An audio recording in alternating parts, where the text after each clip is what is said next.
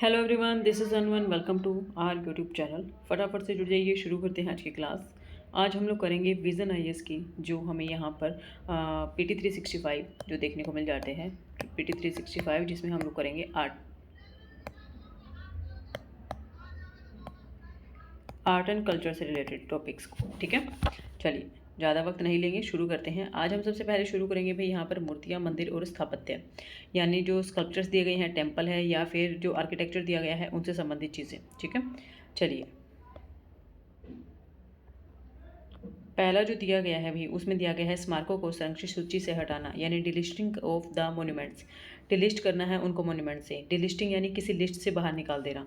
तो अभी recently ASI के द्वारा कहा गया कि हम लोग ऐसे 24 जो हमारे पास मोन्यूमेंट्स हैं जो कि गुम हो चुके हैं, उन 24 में से 18 को बाहर निकालना चाहते हैं, डिलिस्ट करना चाहते हैं स्मारकों की केंद्रीय संरक्षित सूची से। किससे? केंद्रीय संरक्षित सूची से हटाने की घोषणा कर दी है। एएसआई ने कुछ समय पहले उन स्मारकों की एक सूची जारी की जो कि गायब हो चुके थे। एएसआई का मानना था कि इन स्मारकों को अब कोई राष्ट्रीय महत्व नहीं रह गया है और इन 18 स्मारकों को इस संरक्षित सूची से निकाल देना चाहिए, क्योंकि अभी इन तक पहुँचने में हमें सटीक दशा नहीं मिल पाती है, सटीक अवस्थिति का नहीं पता है, और यहाँ पर टूरिस्ट भी बहुत कम जाते हैं और यहाँ पर जाना संभव भी नहीं हो पाता है। जिन स्मारकों को केंद्रीय संरक्षित सूची से हटाया जाना है, उनमें शामिल सबसे महत्वपूर्ण है हरियाणा के मुंजेसर गांव में स्थित कोस मीनार नंबर 13। सेकंड आ जाता है झांसी जिले के गबन बुर्गिला मकबरा। थर्ड आ जाएगा वाराणसी में तेलिया नाला बौद्ध खंडहर। यानी आप इनको कैसे याद रखेंगे? पहली चीज़, हरियाणा के लोग बहुत मजे मजे के अंदर रहते हैं, मुंजेसर, ठीक है, गांव में। फिर रखिएगा कोस दूर कोई एक मीनार थी, वहाँ उसका नंबर था 13। ठीक है, फिर आ जाएगा रानी लक्ष्मीबाई से झांसी को याद करेंगे। उनके द्वारा क्या क्या था? अंग्रेजों की गन को भी अपना शत्रु मानते हुए, यानी जो गनर बुर्किला का मकबरा पहनकर निकलती थी, एंड वहाँ पर क्या है, उनकी गनों का सामना करती थी गनर।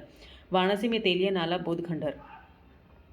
वाराणसी के अंदर तेलिया नाला, यानी जो वाराणसी है वहाँ पर इतनी बड़ी मात्रा के अंदर तेल चढ़ाया गया कि नाला ही चल पड़ा।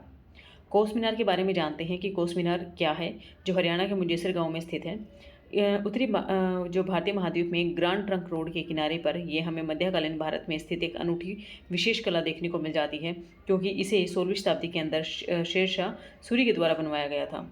एएसआई यानी आर्कियोलॉजिकल सर्वे ऑफ इंडिया ने यह निर्णय केंद्रीय संस्कृति मंत्रालय के द्वारा भारत में लुप्त स्मारकों और स्मारकों के संरक्षण से संबंधित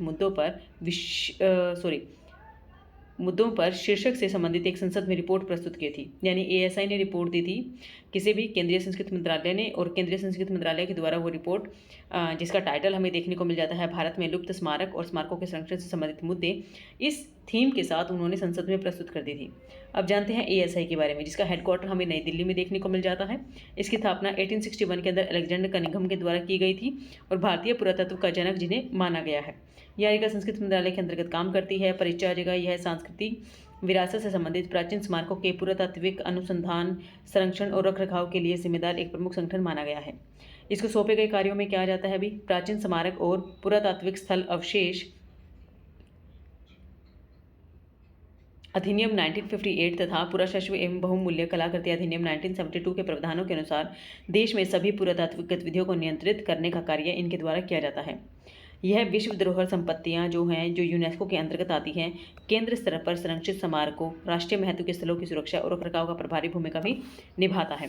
आप इन एक्ट को जरूर याद रखिएगा, प्राचीन स्मारक और पुरातात्विक स्थल एवं अवशेष अधिनियम यानी AMASR 1958 एंड पुरातत्व से संबंधित जितने भी पुरावशेष एवं बहुमूल्य कलाकृति अधिनियम जो देखने को मिल जाता है 1972।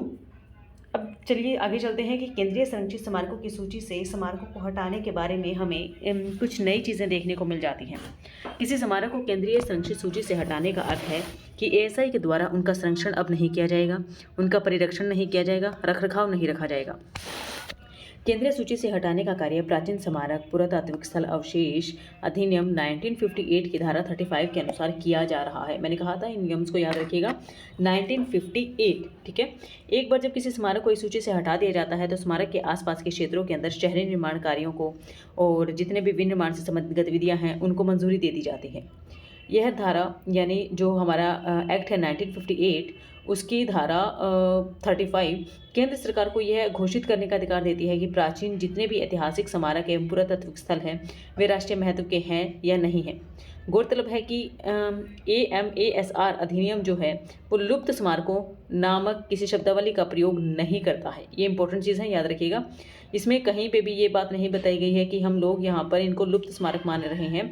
स्मारकों के लिए शब्दावली का पहली बार इस्तेमाल कैग की एक रिपोर्ट ऑडिट टीम के द्वारा किया गया था। ठीक है, चलिए अब 1958 के एक्ट को ही ध्यान में रखिएगा। इसके माध्यम से क्या बताया गया, अधिनियम की धारा जो 3 है इसमें सभी प्रकार के प्राचीन ऐतिहासिक स्मारक और पुरातात्विक स्थल एवं अवशेष शामिल हैं जिन्हें निम्नलिखित द्वारा राष्ट्रीय महत्व का घोषित किया गया है।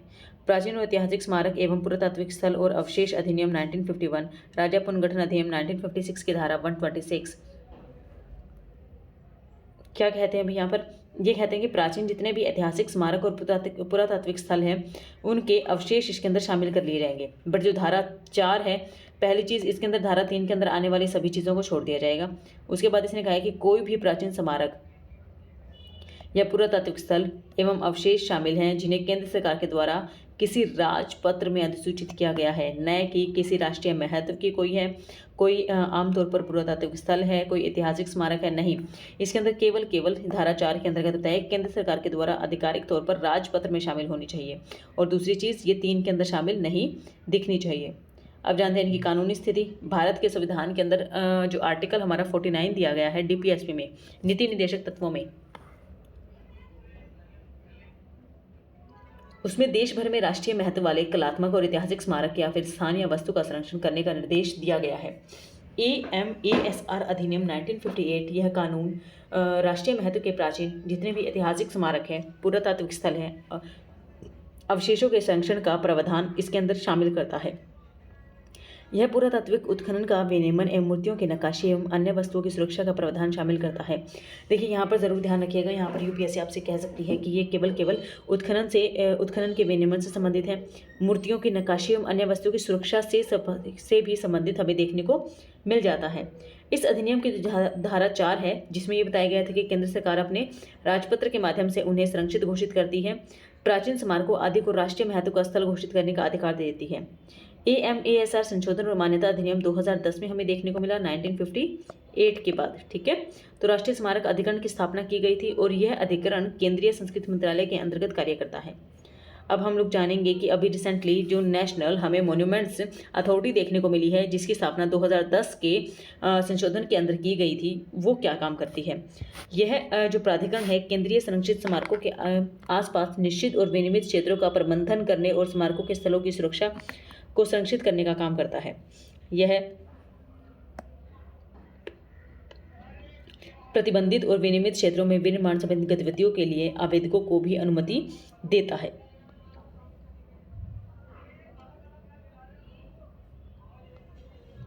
ये लाइन इंपॉर्टेंट है, ध्यान रखिएगा। यह जितने भी प्रतिबंधित हैं और विनियमित क्षेत्र हैं उनमें भी निर्माण संबंधित गतिविधियों के लिए आवेदकों को अनुमति दे सकता है। कौन दे सकता है?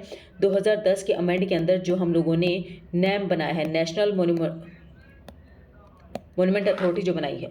ठीक है, नेक्स्ट क्या देखने को मिल जाता है अभी,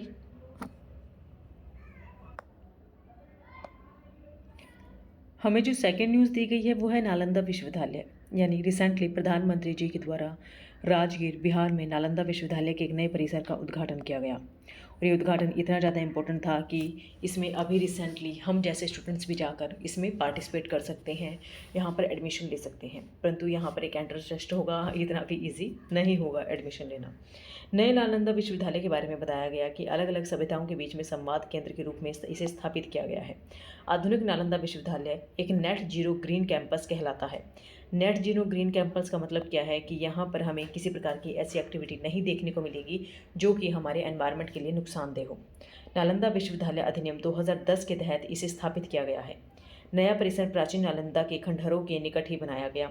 2007 में फिलीपींस के दूसरे, याद रखिएगा सेकंड नंबर के, जो पूर्वी एशिया शिखर सम्मेलन ईस्ट एशियन समिट जो हुआ था, वहीं सदस्यों के द्वारा नालंदा विश्वविद्यालय के पुनरुद्धार था उसके बारे में अपनी सहमति व्यक्त की गई थी।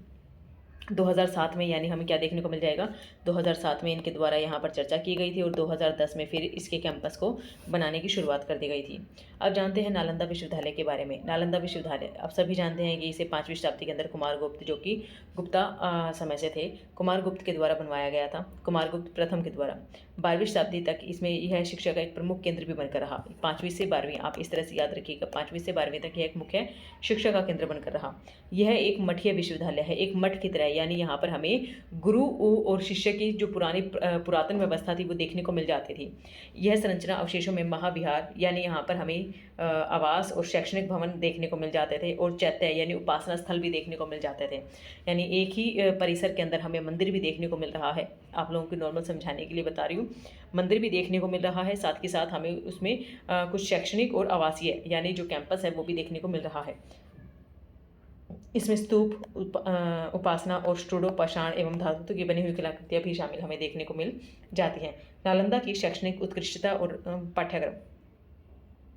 नालंदा ने ना वेद, तीनों बौद्ध पंथ कौन है, इसको याद रखिएगा। यूपीएससी में थेरवाद गाथाएं पूछी जा चुकी हैं कि किस पंथ से संबंधित है, महायान और वज्रयान। और इसके अलावा ललित कला, चिकित्सा, गणित, खगोल विज्ञान, राजनीतिज्ञ और युद्ध कला की शिक्षा भी इसमें दी गई थी। अब थेरवाद को जानते हैं। थेरवाद, जो कि पाली भाषा में इसका अर्थ है बुजुर्गों का सिद्धांत, ठीक है। महायान यानी कोई चीज़ बहुत महान होनी, तो हम कहेंगे महान यानी कोई चीज़ बहुत बड़ी होनी, बड़ा वाहन, तो संस्कृत भाषा में इसका अर्थ है बड़ा वाहन। वज्रयान, वज्र यानी वज्र की तरह बहुत मजबूत, ये बौद्ध धर्म का तांत्रिक पंथ इसको माना गया है, वज्रयान। फिर हम क्या करेंगे कि इसमें बताया गया प्रवेश। विश्वविद्यालय में पूरी तरह से योग्यता के आधार पर, ये इंपॉर्टेंट है, योग्यता के आधार पर प्रवेश दिया जाता था। इसके लिए प्रशिक्षण द्वारपालों के द्वारा प्रवेश परीक्षाएं ली जाती थी, यानी उस समय में भी हमें एंट्रेंस टेस्ट देखने को मिल जाता था। विश्वविद्यालय के पुस्तकालयों को काव्यात्मक रूप से धर्म, गुंज व सत्य का शिखर कहा गया है। इस 9 मंजिला भवन में हमें 9 मिलियन से अधिक पुस्तकें देखने को मिल गई थी।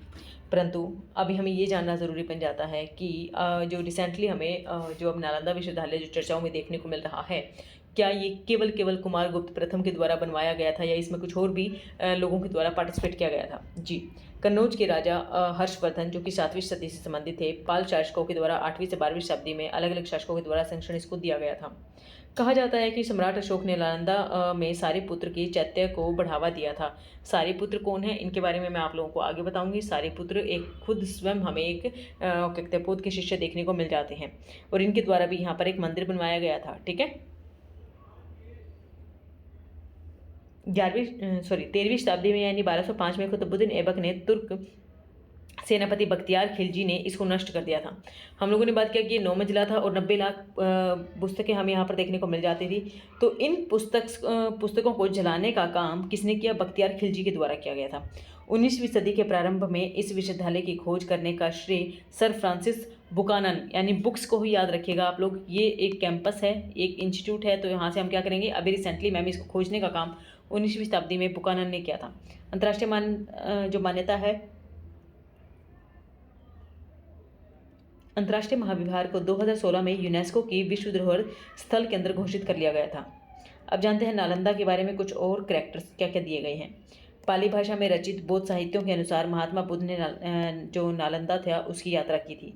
महात्मा बुद्ध के दो शिष्य थे, सारिपुत्र और मोगलान, और इसी सारिपुत्र के संबंधित यहाँ पर बताया गया है कि जो सम्राट अशोक थे उनके द्वारा नालंदा में सारिपुत्र की चैत्य को चढ़ा दिया था और यह मंदिर बनवाया था, ठीक है। यानी बड़ी मात्रा में यहाँ पर बहुत बड़ी मात्रा में अमाउंट दिया, चढ़ावा दिया, और जो सारिपुत्र है, सारिपुत्र के लिए एक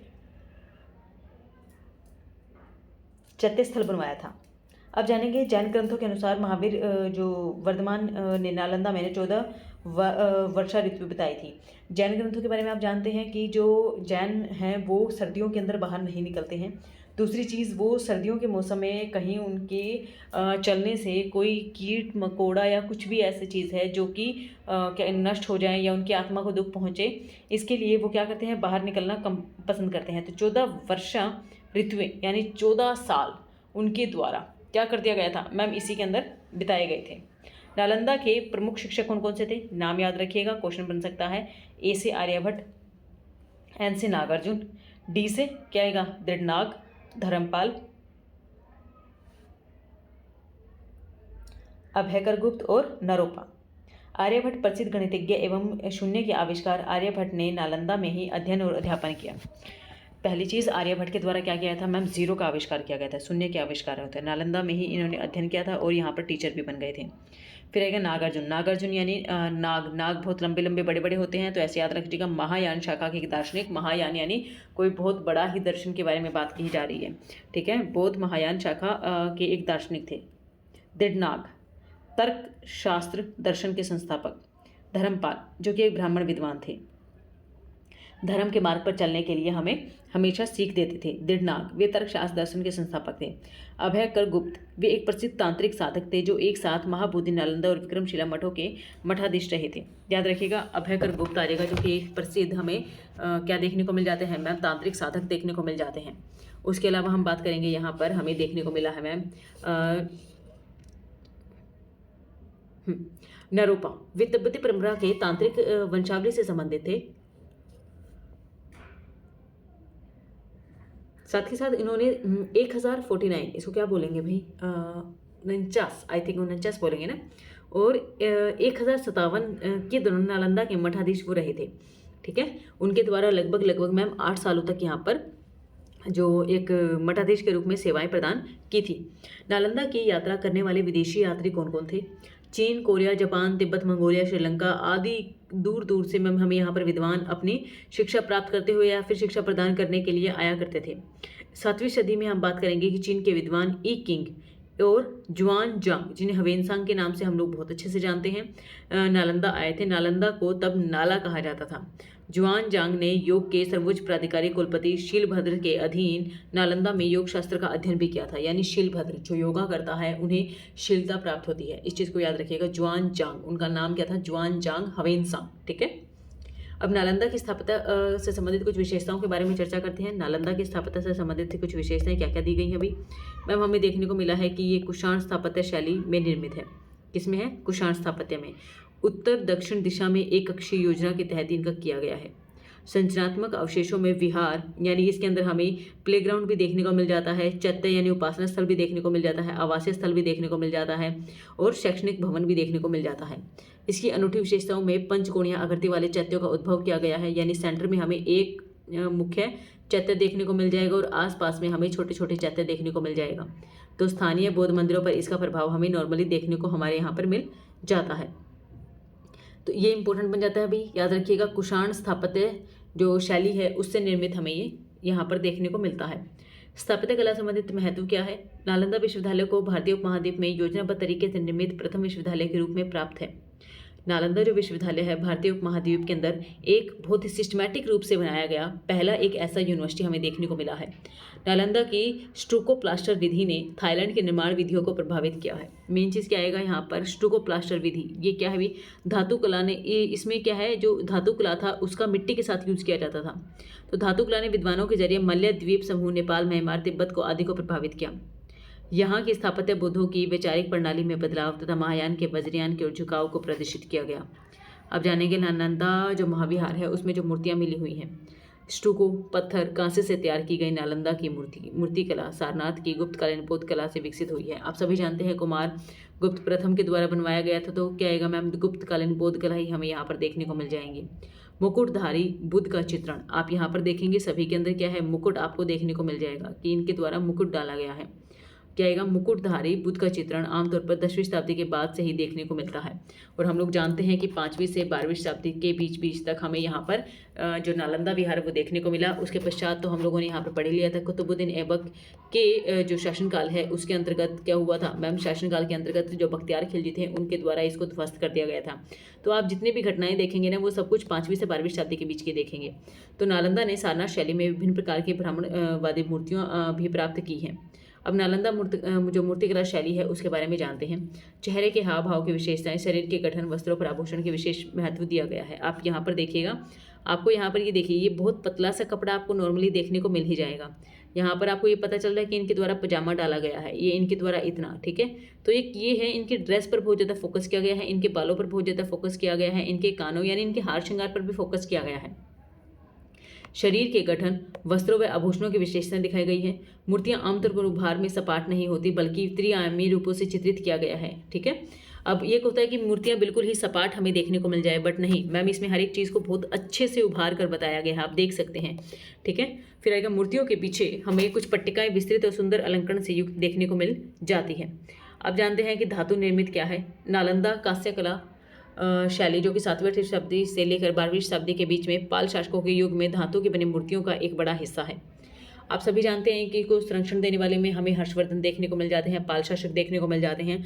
तो इन्होंने इसी चीज़ का चर्चा किया है कि पाल शासकों के युग के अंदर जो धातु से बनी हुई मूर्तियां थी,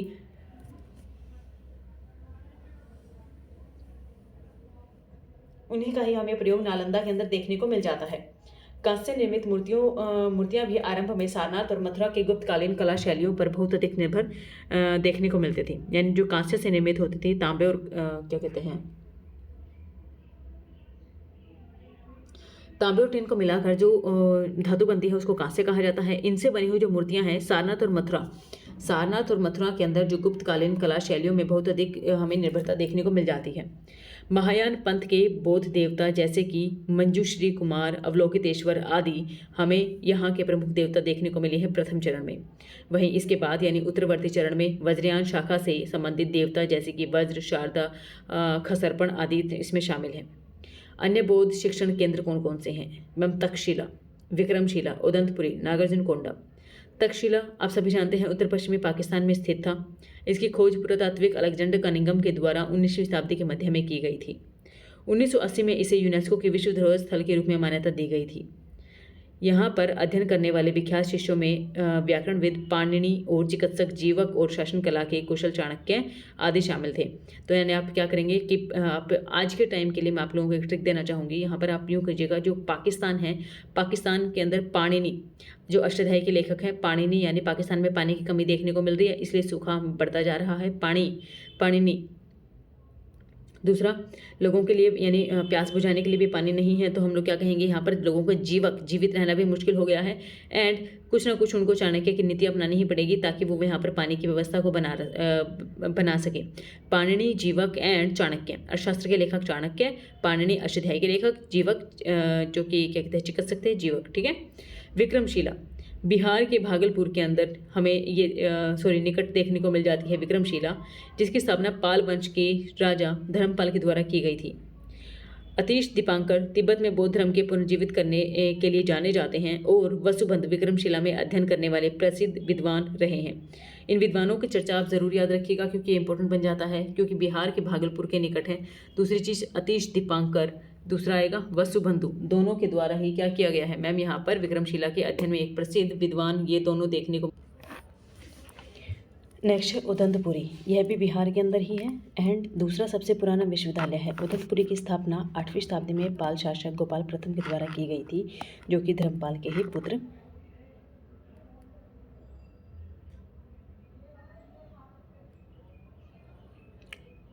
थे। कई तिब्बती विद्वानों ने यहाँ से अध्ययन किया है। ये शायद मैंने कुछ गलत बोल दिया है यहाँ पर, तो क्योंकि गोपाल जो याद आ रहा है मुझे, वो इनके फादर थे। ठीक है।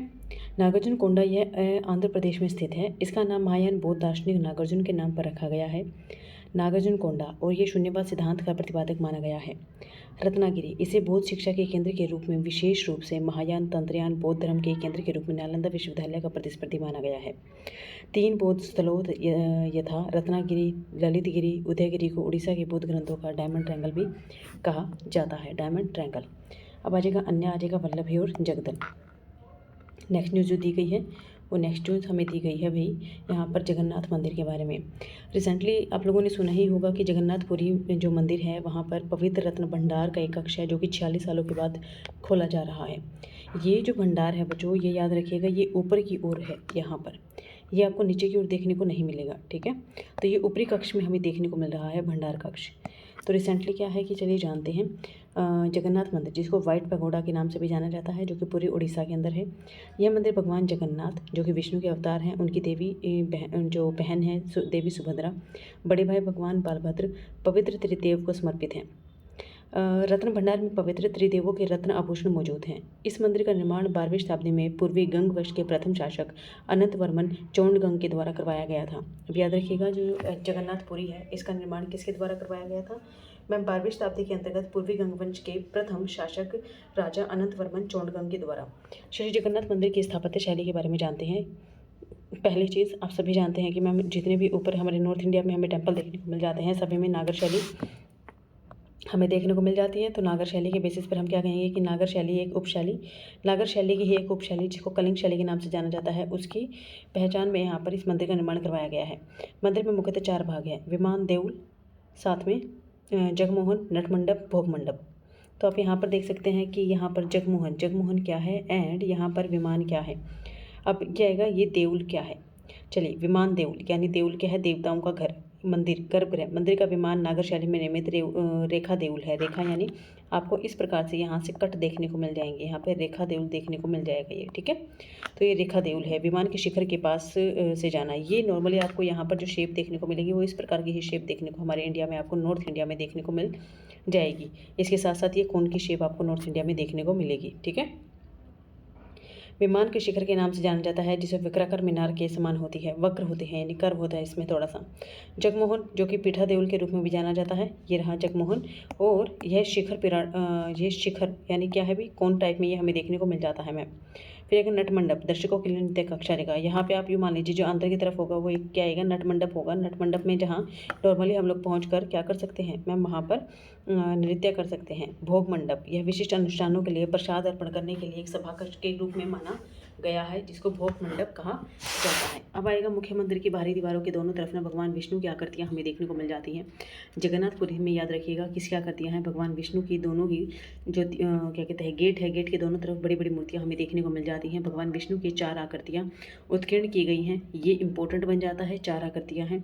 इस प्रकार कुल मिलाकर भगवान विष्णु के 24 रूपों में से न केशव, माधव, दामोदर, नारायण आदि को ये 4 आकृतियाँ दर्शाती हैं। रत्न भंडार के बारे में जानते हैं, जो कि 46 सालों के बाद खोला जा रहा है। जगमोहन के ऊपरी छोर पर है, यानी मैंने बताया था ये ऊपरी छोर पर आपको देखने को मिल जाएगा कि ऊपरी छोर पर है और मंदिर का सभा कक्ष है, ठीक है। इसके 2 भाग है, पहला भारी भंडार बाहरी कक्ष और दूसरा रहेगा भीतरी भंडार आंतरिक कक्ष।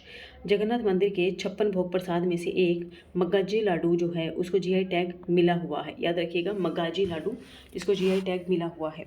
उसके बाद आएगा यहाँ पर कि मग्गाजी लाडू उड़ीसा के ढेंकनाल जिले में प्रसिद्ध पारंपरिक मिठाई है। कब की, ढेंकनाल जिले के अंदर एक पारंपरिक मिठाई हमें उड़ीसा के अंदर ही देखने को मिल जाती है। नेक्स्ट न्यूज़ है विरूपाक्ष मंदिर। विरूपाक्ष मंदिर सर्वप्रथम आपको ये पता होना चाहिए, पहली चीज़ ये विरूपाक्ष मंदिर जो है वो किस देवता से संबंधित है और ये कहाँ पर है।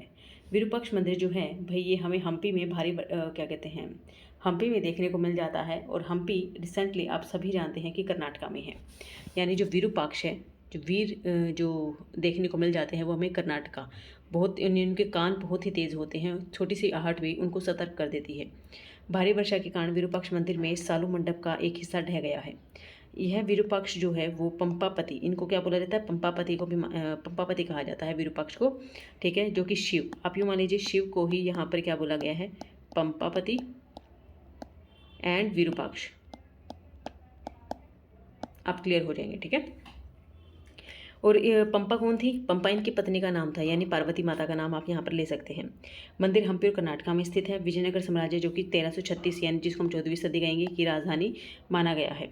हम्पी के स्मारकों के एक समूह के हिस्से के अंदर हमें विरूपाक्ष मंदिर देखने को मिल जाता है, जो कि विश्व धरोहर सूची के अंदर शामिल है। यह मंदिर की स्थापत्य द्रविड़ शैली के अंदर साउथ इंडिया में बना हुआ है। तो क्या है, द्रविड़ शैली के अंदर बना हुआ है। और इस शैली की खास विशेषता है कि यहाँ पर हमें बहुत बड़े बड़े गोपुरम देखने को मिल जाते हैं, जटिल नक्काशी, बहुत ही सुंदर नक्काशी होती है, संयुक्त स्तंभ सभा कक्ष हमें देखने को यहाँ पर मिल जाता है। मंदिर का इतिहास, विरूपाक्ष मंदिर का निर्माण कार्य सदियों तक चलता रहा। अभिलेखों से पता चलता है कि सबसे पहले मंदिर 740 ईसा पूर्व में चालुक्य रानी लोक महादेवी ने बनवाया था। विरूपाक्ष मंदिर का निर्माण कार्य जो है वो सदियों से चला था, ठीक है, याद रखेंगे। यानी इसमें हमें जो जितने भी अभिलेख मिले हैं उनमें बताया गया है कि सर्वप्रथम इस मंदिर को जो नींव थी वो रखने का काम किसके द्वारा किया गया था, एक महारानी के द्वारा किया गया था। पहला मंदिर जो इसके अंदर बना गया था वो बनाया गया था भी यहाँ पर जो पहला मंदिर है 740 के अंदर, यानी 8वीं सदी के अंदर चालुक्य रानी कौन आएगी, लोक महादेवी। और दक्षिण के राजाओं ने के पति विजय की स्मृति में नया मंदिर न बनवाया गया था। पल्लव, चालुक्य, होयसल, चोल जैसे राजवंशों ने मंदिर के विस्तार और अलंकरण में अपना अलग अलग योगदान दिया और सर्वाधिक विस्तार जो है वो विजयनगर साम्राज्य यानी शासकों के द्वारा दिया गया था। विजयनगर के संगम वंश के शासकों ने मंदिर के भीतर धार्मिक स्थलों की मान्यता दिलाने में अपना योगदान दिया। तुलु के शासकों ने मंदिर में सर्वाधिक विस्तार करवाया था। यानी आप संगम वंश को मान लीजिए, संगम, तुलु, सुलु, आपको साउथ इंडिया में ये धर्म देखने को मिल जाते हैं। तो आपको क्या देखने को मिलेगा यहाँ पर, जो मेन इंपॉर्टेंट कौन है मैम, यहाँ पर हमें देखने को मिलेगा तुलु वंश शासकों ने मंदिर का सर्वाधिक विस्तार करवाया है। कृष्णदेव राय जो कि अपने राज्यारोहण के उपलक्ष्य में मुख्य मंदिर के सामने एक सभा कक्ष के निर्माण के साथ साथ पूर्वी गोपुरम का भी निर्माण करवाते हैं। ठीक है, यानी विजयनगर के संगम वंश के शासकों ने मंदिर में एक प्रमुख धार्मिक स्थल के रूप में मान्यता दिलाने में अपना योगदान दिया। तुलु वंश ने इसका सर्वाधिक विस्तार किया।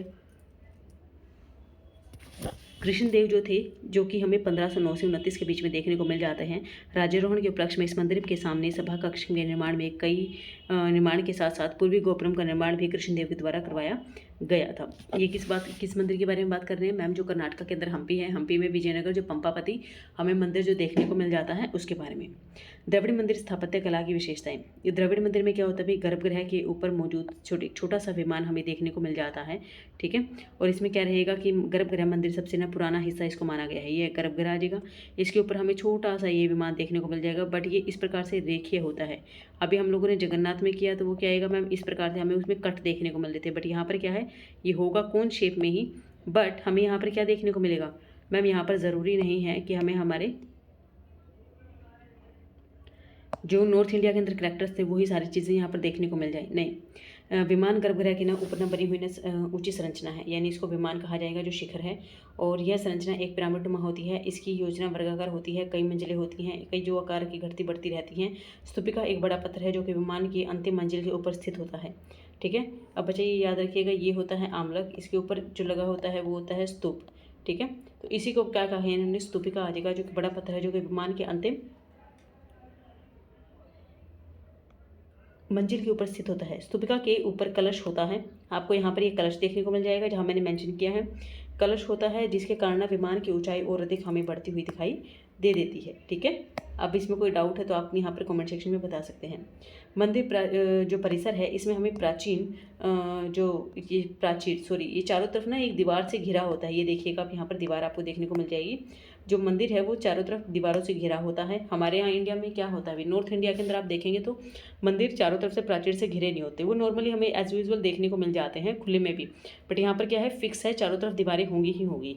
वहीं दूसरी तरफ इन्होंने क्या कहा, बड़ी संख्या में श्रद्धालुओं को एकत्रित होने पर संगीत नृत्य करने के लिए बड़े बड़े गोपुरम देखने को मिल जाते हैं। मंदिर परिसर में द्वारपाल की मूर्तियां बनाई गई हैं और इसके अलावा मंदिर में एक बड़ा जलाशय भी देखने को मिल जाता है। और ये जलाशय की एक चीज़ याद रखिएगा, ये हमें नॉर्थ इंडिया में देखने को नहीं मिलते हैं नॉर्मली। नागर शैली, उत्तर भारत के अधिकतर मंदिर जो है वो नागर शैली में बने हुए हैं। इसमें ये चबूतरे के ऊपर मंदिर बन जाते हैं। ये आप चबूतरा देखिएगा, इसमें ये जो मंदिर है वो पहली बात चबूतरे के ऊपर बना होता है। चढ़ने के लिए सीढ़ियाँ बनाई जाती है। पंचायतन शैली, यानी आपको 5 मंदिर, ये मुख्य मंदिर होगा, आसपास में आपको 4 मंदिर और देखने को मिल जाएगा, तो इसको पंचायतन शैली बोला जाता है। आयताकार चबूतरे पर बने होते हैं, चारों कोने पर छोटे छोटे मंदिर बने होते हैं। मंदिर के प्रांगण जलाशय या तालाब निर्मित नहीं होता है, जो कि हमें साउथ इंडिया के अंदर देखने को मिल रहा था। इस शैली में 2 प्रमुख विशेषताएं शामिल है। जमीन पर क्रूस आकार की संरचना, चौकोर मंदिर हमें देखने को मिल जाते हैं। मध्य भाग में रथ नामक कई क्रमिक संरचनाएं मिलती हैं। वक्री शिखर, घुमावदार शिखर धीरे धीरे अंदर की ओर मुड़ जाता है, जैसे ये यहाँ पर ये है, ये ऐसे क्या करेगा भैया, अंदर की तरफ मुड़ जाएगा और ऊपर चढ़ता है, चोटी से मिलता है। शिखर की चोटी शीर्ष पर एक नालीदार चक्रिका होती है जिसे आमलक कहा जाता है। अब ये जो गोल गोल यहाँ पर घूमता हुआ आपको दिखाई जो दे रहा है, इसको क्या बोलेंगे भाई मैम, यहाँ पर ये जो चीज़ चढ़ी है इसके बाद हमें यहाँ पर एक आमलक देखने को मिल रहा है। और आमलक क्या है, ये आमलक अपने आप में एक बहुत इंपॉर्टेंस रखता है बच्चा, आमलक। ठीक है, और ये क्या है, आमलक एक उबारदार वक्र होता है। मुंडेरे के सूर्य मंदिर, सोमनाथ मंदिर आदि में हमें ये देखने को मिल जाता है। अब आएगा बेसर शैली, यानी आप ये मान लीजिए जो हिमालय है, हिमालय से लेकर जो विंध्यन रेंज है उसके बीच में हमें नागर देखने को मिल जाती है। और वहीं विंध्यन से लेके मैं बात करूंगी यहाँ पर कृष्णा नदी, एंड कृष्णा से आ जाएगा कावेरी नदी। कावेरी नदी आपको यहाँ पर बांटना होगा कि हिमालय से जो विंध्यन रेंज है यहाँ के बीच में हमें नागर क्या कहते हैं शैली में बने हुए मंदिर देखने को मिलेंगे। कृष्णा से कावेरी है, वहाँ पर द्रविड़ शैली से बने हुए मंदिर देखने को मिलेंगे। बट ये जो बीच का है यहाँ पर हमें द्रविड़ एंड नागर दोनों के ही करैक्टर देखने को मिल जाते हैं, इसको बोलते हैं बेसर भी। तो यहाँ पर हमें बेसर की जो विशेषताएं हैं वो देखने को मिल जाएंगी।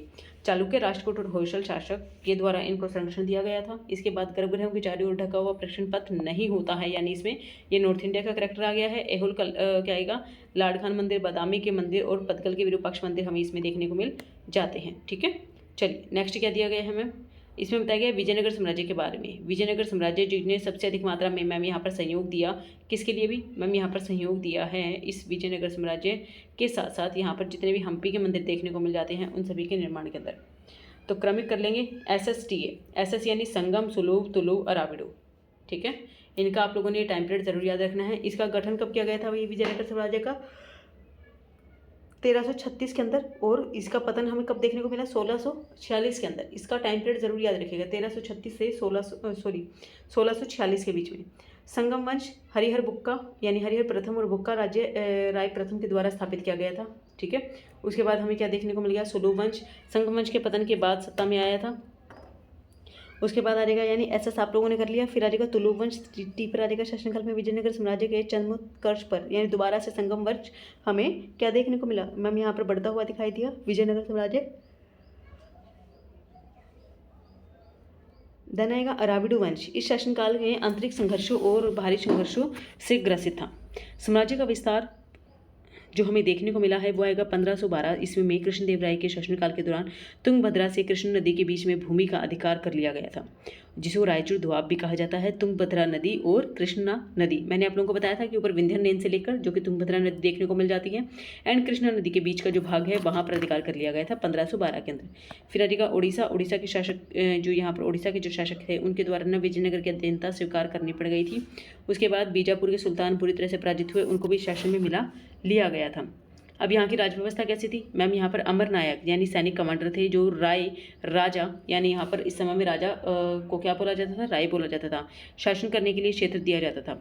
वे कर संग्रह करते थे, वे राजस्व का कुछ हिस्सा निजी इस्तेमाल के लिए, हाथियों व घोड़ों के निर्धारण, दल के रखरखाव के लिए, मंदिर के रखरखाव के लिए और सिंचाई कार्यों के लिए अपने पास रखते थे।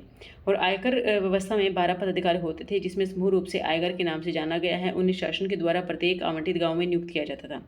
यह पद बाद में वंशानुगत हो गया था।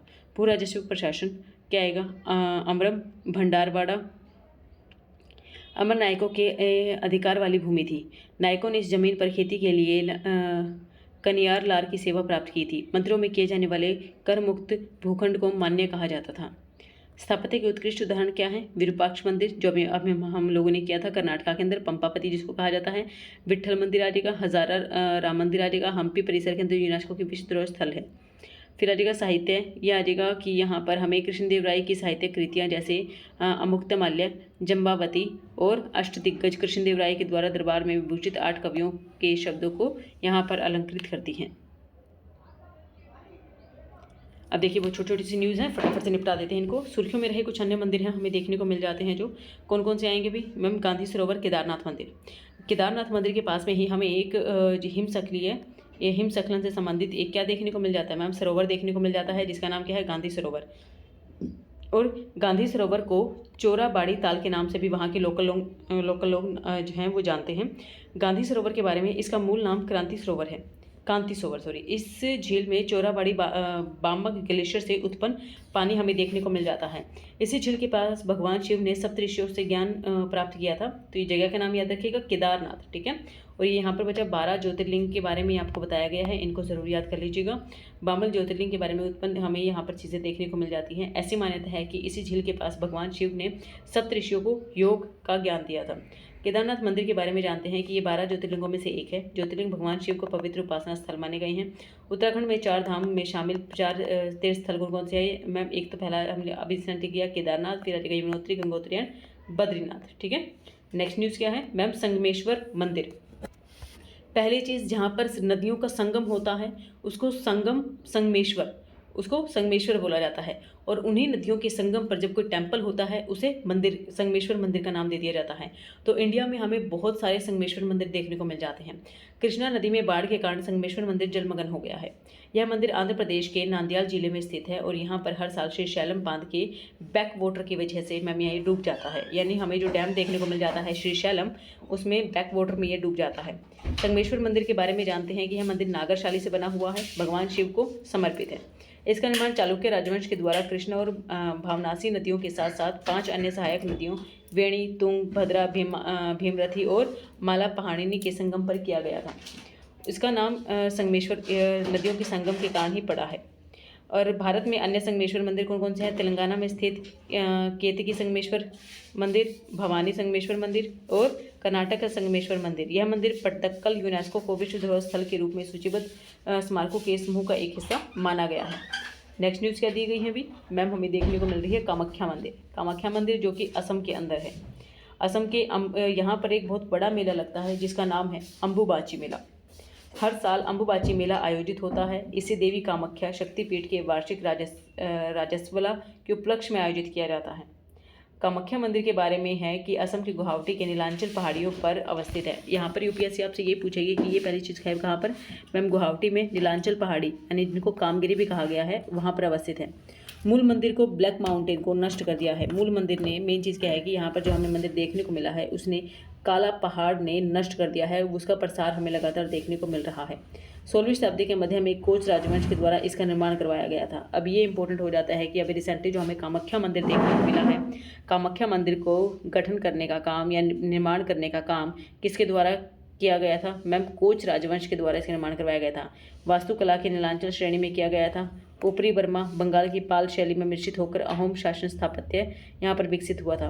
51 शक्तिपीठों में से एक है। ऐसा माना जाता है कि कामाख्या मंदिर वाली जगह पर देवी सती के शरीर की योनि वाला भाग गिरा था। और यह तांत्रिक पूजा का एक बड़ा केंद्र भी माना गया है, जहाँ पर आर्य अनार्य दोनों समुदायों की मान्यता और प्रथाएं हमें एक जगह देखने को मिल जाती है। नेक्स्ट हमें बताया गया है ज्योतिर्मठ या जोशीमठ। रिसेंटली केंद्र सरकार ने उत्तराखंड के चमोली जिले के अंदर जोशीमठ तहसील का नाम बदलकर ज्योतिर्मठ कर दिया गया है, यानी ज्योति जलाने से संबंधित, याद रखिएगा जोशीमठ। ठीक है। अब क्या आएगा? नैनीताल जिले की कोशिया कुटोला तहसील का नाम बदलकर परगना श्री कैची धाम करने का भी प्रस्ताव को मंजूरी दे दी गई है। अब जानते हैं ज्योतिर्मठ के बारे में, जिसका अभी रिसेंटली यानी जोशीमठ का नाम बदलकर ज्योतिर्मठ किया है। 8वीं शताब्दी में दार्शनिक आदि शंकराचार्य जी के द्वारा देश भर में 4 प्रमुख मठों में से एक हमें ये देखने को मिल जाता है। आदि शंकराचार्य ने अद्वैत वेदांत दर्शन, अद्वैत यानी 2 नहीं बल्कि केवल 1 वेदांत दर्शन के प्रसार के उद्देश्य से इन मठों की स्थापना की थी। अद्वैत वेदांत दर्शन वास्तव में वेदांत का एक रूप है। इसे अद्वैत दर्शन कहा जाता है। अद्वैत सिद्धांत के अनुसार केवल ब्रह्मा अंतिम सत्य है और परिवर्तनशील दिखने वाला संसार केवल ब्रह्मा की माया और आत्मा यथार्थ रूप में ब्रह्म से अलग नहीं है। ब्रह्म वास्तव में उत्तर वैदिक काल का परम परलौकिक और अंतर्यामी ईश्वर है। अब ऐसा माना जाता है कि यदि शंकराचार्य ने ज्योतिर्मठ में अमर कल्प वृक्ष नामक वृक्ष के नीचे तपस्या की थी और इस स्थान को भगवान बद्रीनाथ के शीतकाल निवास के रूप में भी जाना जाता है। यह नंदा देवी चोटी पर चढ़ने वाले पर्वतारोहियों के लिए एक आधार शिखर भी माना गया है। नेक्स्ट न्यूज़ है अलगर मंदिर, जो कि तमिलनाडु के अंदर है। इसमें हमें मैक्सिमम मंदिर ही देखने को मिल जाते हैं अलगर, यानी हम क्या करेंगे, अलग से ही कोई एक अलग सा मंदिर देखने को मिल रहा है तमिलनाडु में। वैगई नदी से भगवान कल्लालगर की शोभा यात्रा पूर्ण होने के साथ ही चितिराई उत्सव संपन्न हुआ है। अब आप लोगों से यूपीएससी पूछेगी चितिराई उत्सव जो है वो कहाँ पर मनाया जाता है? तमिलनाडु में मनाया जाता है। किस भगवान से संबंधित है भाई? यहाँ पर कल्लालगर भगवान से संबंधित है। और कौन सी नदी के पास में है मैम? हमें देखने को मिला वैगई नदी के पास में। यह मंदिर तमिलनाडु के मदुरई से आलगर पहाड़ियों की तलहटी में स्थित है। यह मंदिर भगवान विष्णु के 108 अनुष्ठानों में से एक है। यहाँ भगवान विष्णु की पूजा कल्लालगर के नाम से की जाती है। तो आपसे पूछा जाएगा कल्लालगर एक्चुअल में है क्या? भगवान विष्णु का नाम है, शिव का नाम है, पार्वती का नाम है, क्या है? यह मंदिर के 6 गलियारों में से किलों की प्राचीर से घिरे हुए हैं। इन मंदिरों का उल्लेख तमिल महाकाव्य, शिल्पादिकारम और अलवार संतों के भजनों में मिल जाता है। मंडप में स्तंभों के नायक कला शैली में अलंकृत किया गया है। नेक्स्ट न्यूज़ है श्री माधव पेरुमल मंदिर।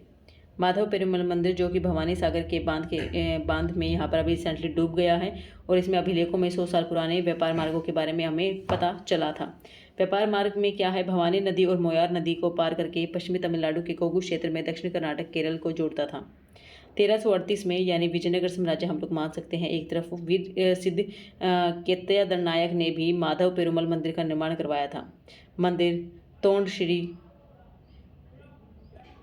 तोंड ऋषेश्वर मुदियार को समर्पित है, यानी भगवान शिव। आप इनके नाम जरूर याद रखिएगा, क्या आएगा, भगवान शिव को। इसका मंदिर जो है होयसल शासकों के अधीन हमें देखने को मिल गया था।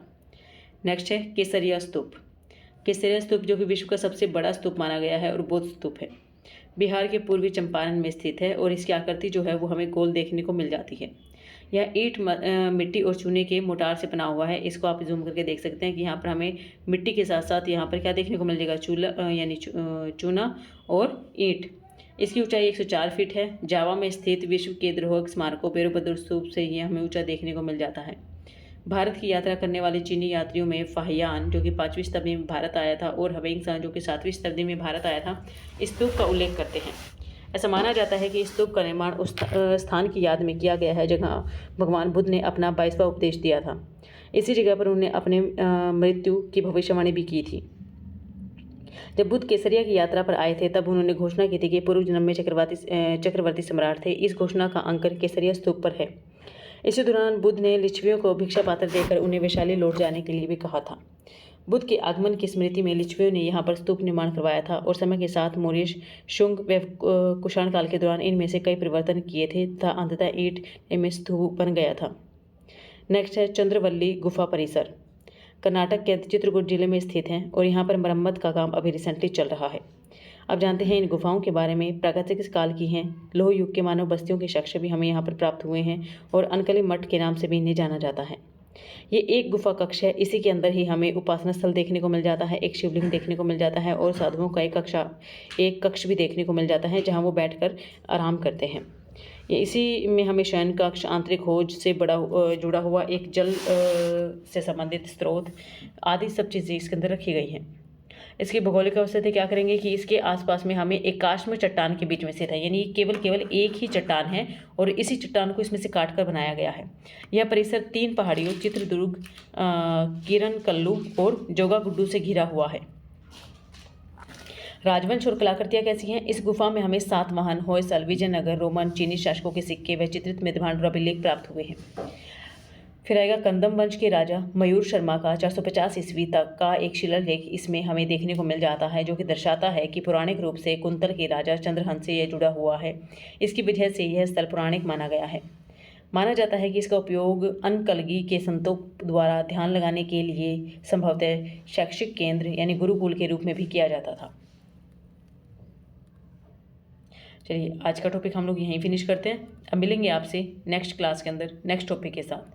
बाय बाय, टेक केयर, ध्यान रखिएगा अपना।